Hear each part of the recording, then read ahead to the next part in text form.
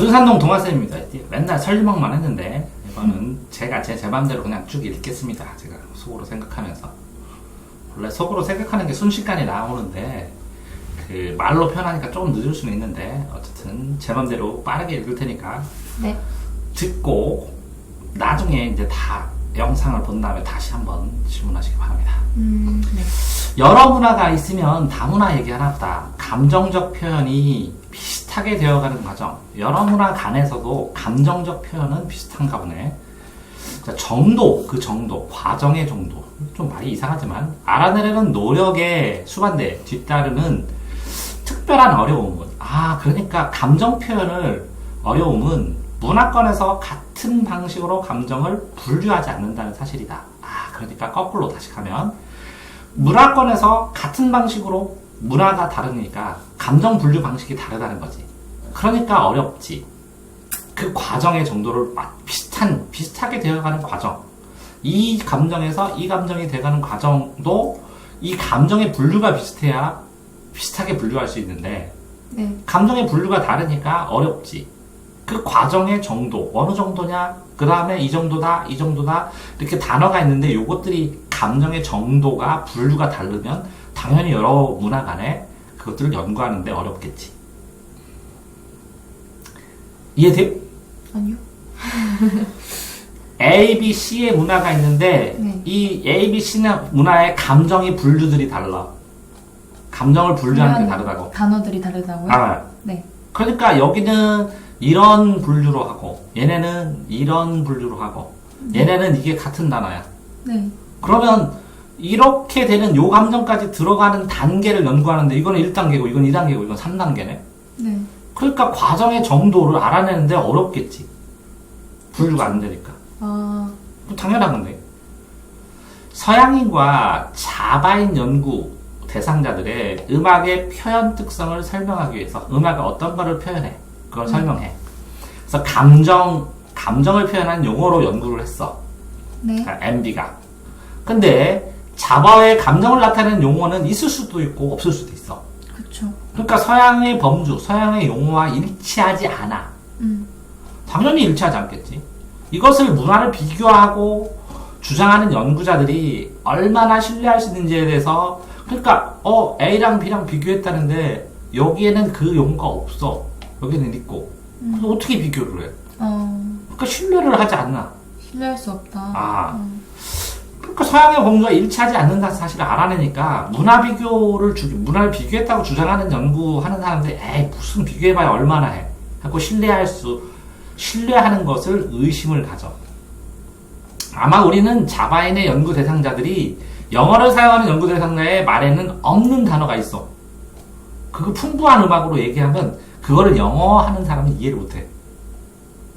자바에는 많고 A에는 C는 많아 여러 개. 네. 근데 A는 요거밖에 없으면 이렇게 이해를 못해. A는 C를. 그러니까 비교 언어를 했는데 이게 무슨 하나랑 요런 뭉뚱그려서 이렇게 된 걸 뭐 이게 정확해 하고 얘기할 수 있다는 거지. 네.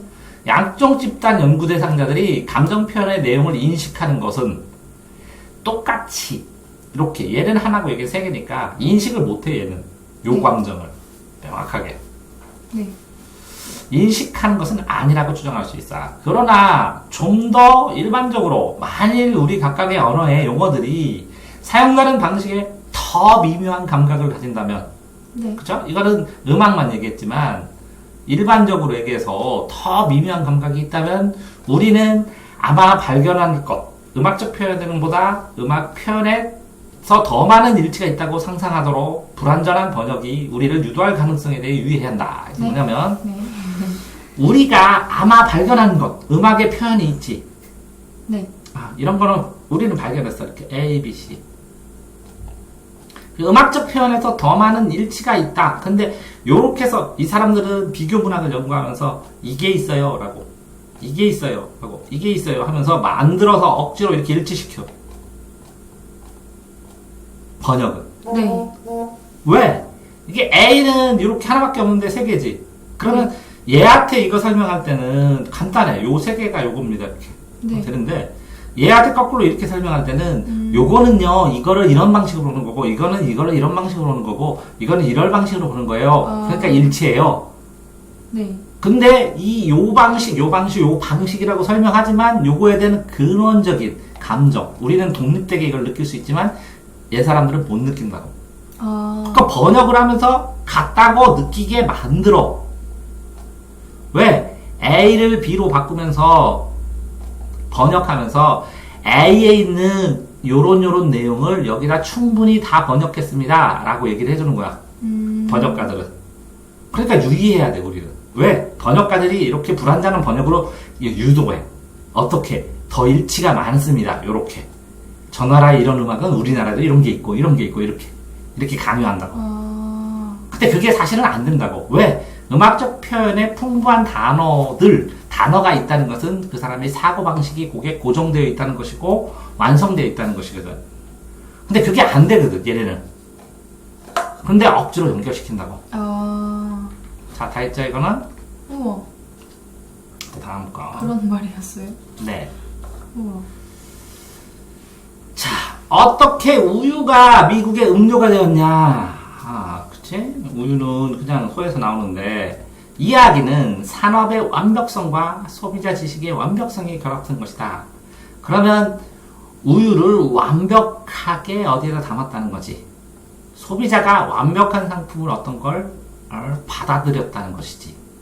예를 들어서 S와 B는 우유 섭취량 증가를 판매된 우유와 크림의 품질에 있어 상당한 향상. 우유 섭취량이 증가했어. 네. 판매된 우유가 늘겠지. 네. 우유로 크림 만드니까 크림도 늘겠지. 네. 네? 상당한 향상. 덕에 돌리는데, 그러니까 판매가 왜 증가했냐면 우유도 많이 팔리고 크림의 품질이 상당히 향상되면서 우유를 많이 넣었다. 뭐 이렇게 덕으로 돌리는데 그것은 그러한 제품들을 더욱 아낌없이 사용하게 만든다. 그러니까 뭐라고요? 향상됐다. 라고 한다고. 그러니까 많이 쓰게 한다고. 소비자들은 우유식품의 가치에 대한 더 많은 지식을, 그러니까 뭐라고요? 품질이 늘어났어요. 그러면서 계속 지식이 늘어나죠. 1등급입니다. 체세포입니다. 뭐 이렇게 나오죠? 네. 살아있는 세포입니다. 1등급입니다. 뭡니다. 하면서 우유를 계속 이렇게 만들었죠. 네. 광고에서. 어때? 우리나라도? 네네네. 그래서 중요한 연구에 토대로 둔 우호적인 교육을 계속 광고로 홍보를 때리는 거야. 네.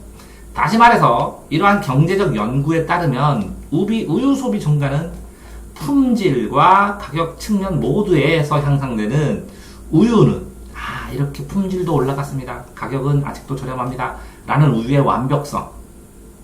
우유는 완전 식품입니다.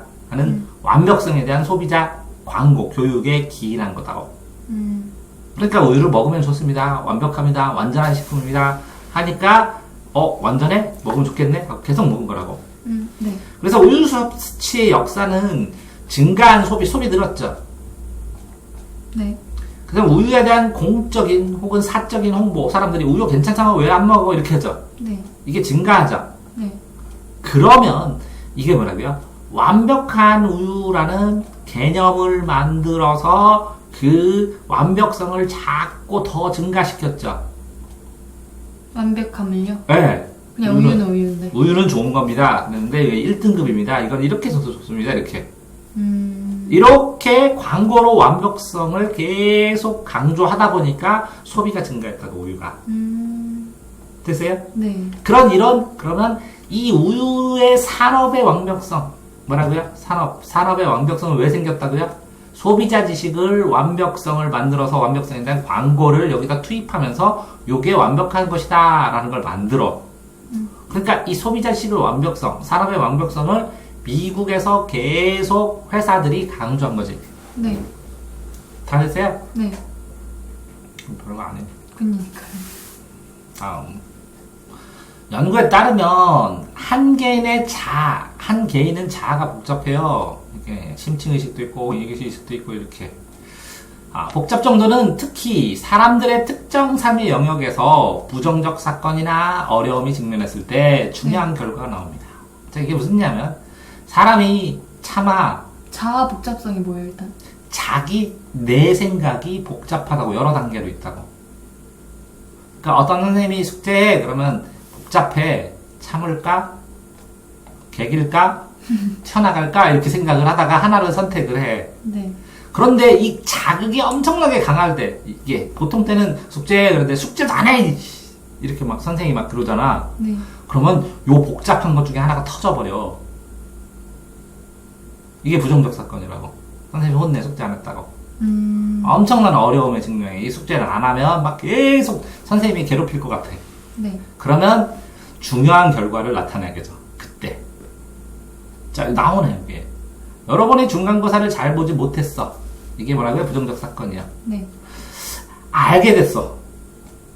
됐어요? 네. 이제 이걸 보겠는데, 자, 복잡성이 높아. 아주 복잡한 사람은, 즉, 서로 겹치지 않은 많은 영역의 면에서 자신을 정의한다면, 그러면, 뭐, 예를 들어서, 여러 가지, 나는 이런 면도 있고, 나는 이런 면도 있고, 나는 이런 면도 있고, 이런 면들이 있겠지. 네.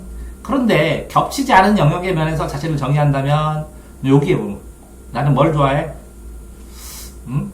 예를 들어, 학생, 스킬을 광적으로 좋아하는 사람, 나는 학생이면서, 요게 학생이야. 네. 스킬을 강적으로 좋아하는 사람이면서, 이거 스키야. 자원봉사자면서, 또 뭐라 그렇게? 드라마를 좋아하는 사람이면서, 이렇게. 네. 아니면, 요런 게 있으니까, 여러 개가 있지. 아. 그러면 나는 공부 못하는 사람은 요거 한 개일 뿐이지. 요거 하나. 네. 학생이니까, 그치? 나머지는 잘하잖아. 형편없는 시험 성적으로부터 비롯된 부정적인 성향이 억제돼서, 이게 여러 가지가 있으니까. 이게 좀 잡아준다고. 아. 이렇게 내 실패되는 이게 한 부분도 사람이 있지만, 자기를 정의하는 그런 거예요? 이게 자아복잡성이야. 네. 그러니까 요 부분 하나는 다른 부분도 있으니까 좀 괜찮지. 커버가 된다는 그럼 거죠. 억제되지. 학생으로서 자신에 대해 느끼는 기분의 학생을 생각할 때는 짜증나는데 스키나 여러 가지 자원봉사할 때는 잘하는 거지. 아. 그러니까 상관없지. 네. 그러나 학생으로서의 정체성이 여러분이 가지고 있는 다른 소수의 정체성과 크게 겹쳐 정도로 자아가 낮아진다면, 복잡성이 낮아진다면, 이러면 학생 안에 나머지가 다 들어가, 이렇게. 학생으로서 반장을 잘해. 학생으로서 뭐를 잘해. 이렇게. 나머지가 없어. 학생이 그러면 안 되면. 학생이 안 되면 나머지가 어떻게 돼? 다 무너져 버리지. 그러니까 이건 복잡한 거. 이거는 뭐라고? 복잡성이 낮은 거. 그렇다면 형편없는 시험 성적과 관련된 부정적 성향이 이 나머지들에 다 퍼져버려. 네. 여러분이 겹쳐지는 다른 정체성을 평가하는 방식에 영향도 다 끼쳐. 네. 스스로 평가를 낮춰. 뭐 어차피 이걸 못하면 나머지 다 소용없다고. 예컨대 자기 달걀을 모두 한 바구니에 담았어. 요거를 학생 안에. 그래서 학생이 깨지니까 이게 다 깨졌어. 그러니까 자신이 관련된 사건에 직면할 때 위험이 된다고. 그러니까 뭐라고? 하나의 가장 근본되는 넓은 정체성이 하나 깨지면 이 관련된 정체성은 다 깨져버린다고. 별거 아니죠? 네. 이렇게 그리는 게 문제죠, 이렇게. 네. 우와. 저걸 말로 그림을 안 그리고 설명해주면 아마 설명할 때 선생님들이 실패하겠지. 네. 애들이 뭐야? 쌤 설명 안 해주세요. 쌤도 뭔지 몰라요. 아니요, 그런 거 없어. 알아. 아는데 설명을 안 해요? 알아. 아는데 그것까지 다 일일이 설명 안 해도 니네가 알 줄 알지. 너처럼 이렇게 모르겠다고 의사표시하면 설명해, 선생님인데. 이메일은 사용하기 쉽고 사용하기 쉽지. 고객들이 회사에 즉각적으로 연락을 해갖고 이거 잘못됐어요 해줬잖아. 네. 그래서 고객들은 이메일 좋아하잖아. 근데 이제 이메일을 이 사람이 안 보면 막 왜 안 보냐고 전화가 그러죠. 대부분의 경우 고객들은 자기들이 이메일이 수취되고 되었다는 것을 말해주는 응답을 받아. 네. 왜? 안 하면 자꾸 확인하니까. 네. 고객사에서 이메일 잘 받았습니다 이렇게. 예측할 수 있는지를 말해주는 자동으로 작성된 응답을 받는다. 그래서 띵동, 접수됐구나 이렇게. 안 그러면 내 실수니까. 그러나 자동으로 작성된 답신일지라도 적절하게 잘 표현되어야 된다. 네. 이게 뭐야? A가 이게 문제예요 하고 했더니 고객님 잘 접수되었습니다 그랬어. 네. 근데 이 내용이 이거를 줬는데 이건 자동으로 잘 접수되었습니다가 아니라 이걸 해달라는 거건데. 그러니까 자동으로 이게 뭐라 하도 많이 오니까 자동으로 잘 접수되었습니다 이렇게 확인하자. 네. 이게 자동으로 보내는 것도 있어 이렇게 오면. 그래서 나중에 누적된 걸 한꺼번에 봐. 그런데 이거는 말하고 지금 1시간 안에 하라 그랬는데 잘 접수되었습니다. 1시간 후에 왔어. 온 다음에 안 왔어. 그러면 이상하잖아. 네. 몇 년 전 한 의류회사가 저희가 개별적으로 답변을 해드리지 못해. 그럴 경우에 자동으로 답신 다 해. 네. 그치? 그렇지만 귀하의 의견을 정말 가치 있게 여깁니다. 라고 자동으로 답신을 보냈어. 네. 자, 개별적으로 답신을 못한다는 건 뭐야? 내가 내 마음대로 읽겠다고. 내 편에 의해서, 회사 편에 의해서. 개별적으로 그거 읽고 바로바로 대응 못한다고. 프로그램에 따라서 한다고. 그렇지만 보내주시는 건 감사합니다. 이렇게. 이해되세요? 네. 응답은 그리 만족감이나 친속감 안 느껴요. 수많은 사람의 하나일 뿐이야. 네. 자, 연구자에는 JD가 이메일로 보낸 고객들의 항의에 다룬 첫 번째 주요 연구 중 하나는 받는 것과 같은 종류의 답신에 대한 고객들의 상대적으로 더 높은 만족도를 이끌어내는 조사. 연구된 회사 중 절반이라는 걸 발견했다. 이게 무슨 얘기냐면, 뒤에부터.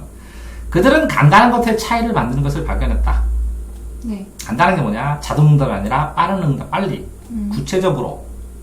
실제 사람의 이름과 서명까지 들어가서 내가 책임지고 이걸 봤는데 구체적으로 이렇게 생각하고 이렇습니다. 하는 빠른 응답하면 최고라는 거지. 근데 자동 응답에는 실제 사람 이름 쓰겠어? 아니. 책임자 이름 쓸 수도 있어. 설명도 쓸 수 있어. 근데 구체적으로 그 개별적으로 디테일한 문제 다루겠어? 그건 아니죠. 그러니까 일단 예방 차원에서 접수는 됐으니까 기다리세요 그런 거잖아. 네. 그럼 누가 좋아하냐고? 네. 그러니까 여기에 보면 이메일로 고객들이 항의를 보냈어. 네. 첫 번째 연구 하나가 뭐냐면 받은 것과 같은 종류의 답신. 답을 받았어. 이메일 그쵸? 보내는 것처럼. 네. 그러니까 답신의 종류가 굉장히 여러 가지일 거 아니야. 네. 그것 중에서 이 답신에 대해서 이런 받은 답신의 중에서 고객들로 만족도를 이끌어내는 어떤 답신이 뭐냐? 자동으로 응답되는 답신 중에서 아니 여러 종류, 모든 종류의 답신. 네. 그러니까 사람들이 받은 답신들을 다 모아서 자동이 아니더라도 자동이든 수동이든 네. 그걸 다 모아가지고 네가 만족도 높은 거 뭐냐를 우선순위를 했더니 이렇게 빠른 구체적인 사람 서명 이름이 들어간 거. 그 말이에요? 근데 더 높은 만족도가 된 건 몇 프로라고? 연구회사 중 47%라고. 그러니까 자동응답은 나 만족 안 해. 만족한다는 사람도 있겠지만. 근데 개별응답은 사람들이 만족해. 그렇겠지. 그러면 개별 응답은 50%도 안 된다는 거죠? 자동응답이더라도 사람 이름 들어가고 누가 책임졌는지 서명 들어가고 조금이라도 응답을 해야 되는데 구체적인 문제는 못 다루지. 자동응답하면. 네. 빠른 응답은 할 수 있는데 요것 때문에. 글쎄? 네. 아니면 구체적인 문제는 이게 언제까지 자동응답을 했는데 언제까지 당신의 요거 문제에 대해서 이렇게 처리하겠습니다. 이렇게 하는지 자동 시스템이. 그런 이해되세요? 식으로 하면 좀 만족도가 나온다는 얘기인 거예요? 네. 그러니까 더 자세한 건 안 나오고. 그럼 다 됐어요? 네. 또 뭐 있죠? 다 끝이에요? 끝이에요? 별거 없네. 네. 나머지는 조금 써있는 거는 그냥 해드리겠습니다. 네.